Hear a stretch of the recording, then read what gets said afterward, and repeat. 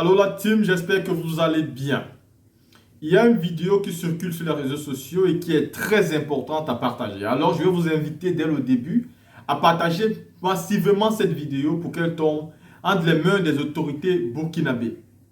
Il y a des membres d'un syndicat, des représentants syndicaux, une certaine minorité de la population burkinabé qui a décidé de manifester vendredi. Ils veulent manifester contre le gouvernement de la transition du Burkina Faso parce qu'ils estiment que les libertés acquises chèrement par la vie de certains individus sont en train d'être bafouées. Que la liberté d'expression et la liberté syndicale est en train d'être bafouée. Alors ils disent qu'ils vont prendre le bâton de commandement pour aller directement affronter les autorités et pour imposer leur système. La team, voici ce que j'ai l'habitude de dire ici. Il y a des esclaves qu'on ne peut pas libérer avec la paix. Il y a des esclaves que pour les libérer, il faut d'abord les frapper eux-mêmes. Il y a des esclaves que vous devez libérer contre leur gré. Il y a des esclaves qui sont déjà habitués à l'esclavage, que quand vous venez vous présenter en tant que sauveur, ils préfèrent vous dénoncer à leur bourreau que de suivre votre stratégie. Voici des individus. Au lieu d'accompagner le jeune président du Burkina Faso, Ibrahim Traoré, qui a démontré par A plus B comment l'Occident a exploité ce pays-là, eux, ils préfèrent se mettre, se consulter, se concerter et se dire nous allons manifester contre son pouvoir parce qu'il arrête un tel ou un tel. Mais j'ai envie de vous dire, vous les membres du syndicat, j'ai envie de vous dire, vous qui passez le temps à critiquer ces militaires-là qui combattent, mais vous devez porter le treillis pour aller combattre. Moi, je pousse totalement le comportement du président Ibrahim Traoré parce qu'il y a des individus qui passent leur temps à critiquer ces militaires. Pourtant, ils ne savent pas comment passer les nuits blanches pour libérer le pays. Comment aller en guerre, voir ses frères d'armes mourir, voir ses meilleurs amis, ses frères mourir, voir son territoire qui est perdu est très difficile. Vous vous placez en tant que syndicaliste et vous passez le temps à critiquer, à dire des choses qui sont insensées, mais jamais. Vous ne faites une conférence pour dénoncer les terroristes. Jamais vous ne faites une conférence pour dénoncer les djihadistes. Et jamais vous ne faites une conférence pour dénoncer les rebelles. Et encore moins dénoncer les membres impérialistes qui ont tout fait pour étouffer et asphyxier le Burkina Faso. Vous n'avez jamais dénoncé la CEDEAO qui a tout fait pour étouffer ce pays-là et qui a mis ce pays-là en embargo de tout. Mais aujourd'hui, vous voulez dénoncer celui qui a dit qu'il ne peut plus accepter les critiques qui ne sont pas bénéfiques pour la nation. Le capitaine président Ibrahim Traoré a dit qu'il n'est pas là pour être le président à vitam aeternam. Il a dit qu'il veut réorganiser le pays et organiser les élections pour que tout le monde puisse participer et que ces élections soient inclusives et plus exclusives. Maintenant, quel est votre problème réel en tant que syndicaliste? Est-ce que les bases qu'il est en train de créer aujourd'hui ne sont pas importantes? On parle de centrales nucléaires, on parle de la reconquête des territoires. Le Burkina Faso avait perdu près de 60% de son territoire. Aujourd'hui, les forces burkinabées sont en train de regagner du terrain.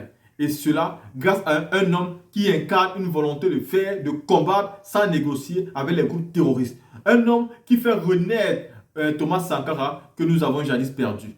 La team, je pense qu'il est très important de soutenir le président Ibrahim Traoré et surtout de dénoncer ces individus-là qui montent des vidéos pour déstabiliser les nouvelles autorités du Burkina Faso. La team, regardez cette vidéo, partagez massivement, likez, abonnez-vous et si possible, activez la cloche de notification.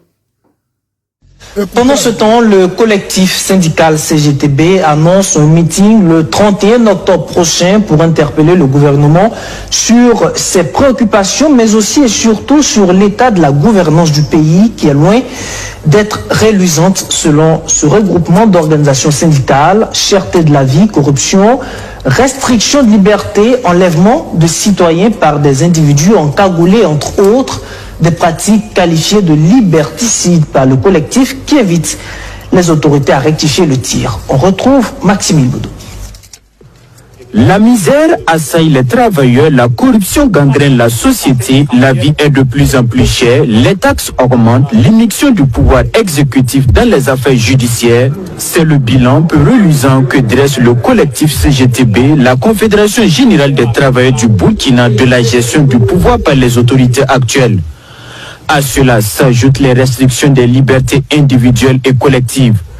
Cela se traduit sur le terrain par des disparitions forcées des citoyens, des enlèvements de citoyens par des individus armés et cagoulés, des enrôlements forcés, des mesures de fermeture d'organes de presse, des révisions de textes, etc. Ces pratiques liberticides connaissent une exacerbation sous le MDSR2 qui se met ainsi dans une posture de fascisation. À ce sujet, le collectif CGTB invite les autorités de la transition à lever l'interdiction des manifestations sur la voie publique.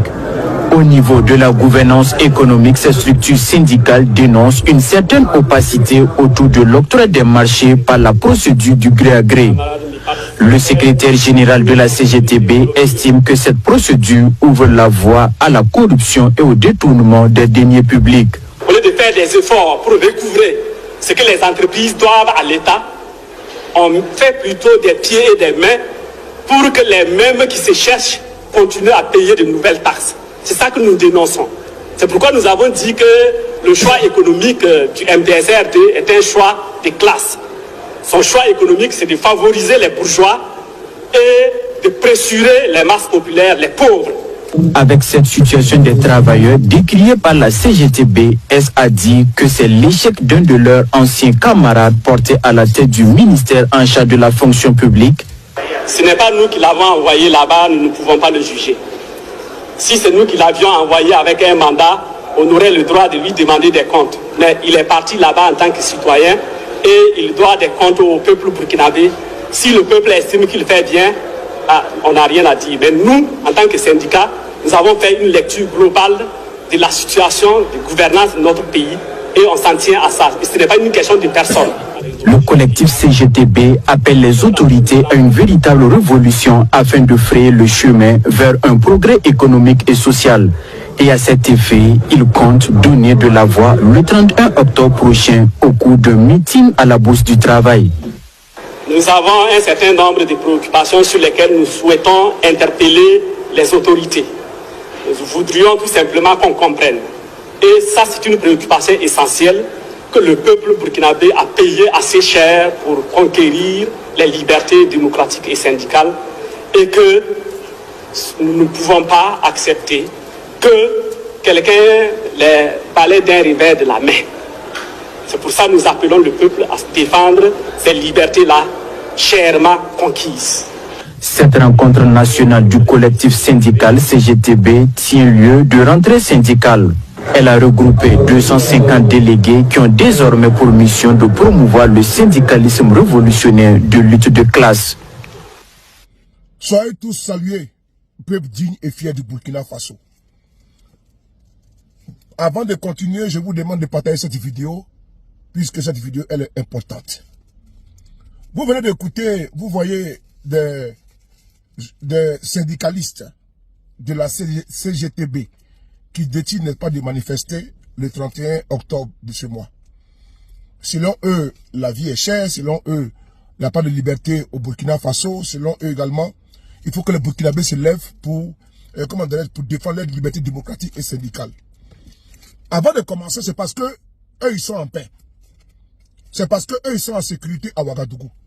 Parce que je pense qu'ils n'ont pas tenu cette conférence de presse-là dans un endroit, dans les localités où la population, n'est-ce pas, est en proie, et est dans la peur, est dans la terreur, est sous la pression, n'est-ce pas, des terroristes. Non.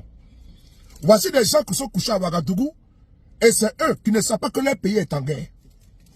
La démocratie que lui, il parle, que eux, ils parlent, ça se limite à Ouagadougou. Pendant que les fils du Burkina Faso sont au front, ils se battent. Pendant que d'autres perdent la vie, voici des embourgeoisés qui sont couchés à Ouagadougou. Et eux, ils disent que non, ils vont manifester le 31. Parce que selon eux, il n'y a pas de liberté. Selon eux, il n'y a pas de justice au Burkina Faso. Selon eux, il n'y a pas de droit. Mais qu'ils aillent, combien de conférences de presse ils ont fait pour dénoncer les terroristes au Burkina? Ceux qui se revendiquent de la CGTB. Combien de conférences de presse ils ont fait au Burkina afin de pouvoir dénoncer les terroristes? Non, zéro. Zéro. Est-ce que dans les zones, dans les localités où les terroristes sèment la désolation, où ils imposent une insécurité totale, où les populations sont acculées par les sorties et les attaques sporadiques là. Est-ce que là-bas, là, on parle de démocratie là-bas? Est-ce que là-bas, on parle de liberté d'expression là-bas? Non, je ne pense pas. Eux, ils sont couchés à Ouagadougou, dans les climatiseurs, dans les hôtels feutrés, et c'est eux qui parlent pas de démocratie. Ces personnes ne savent pas que leur pays est en guerre. C'est parce que les terroristes n'ont pas marché jusqu'à Ouagadougou. Voilà pourquoi ils ont le kilo de s'asseoir pour parler de pas de manifestation.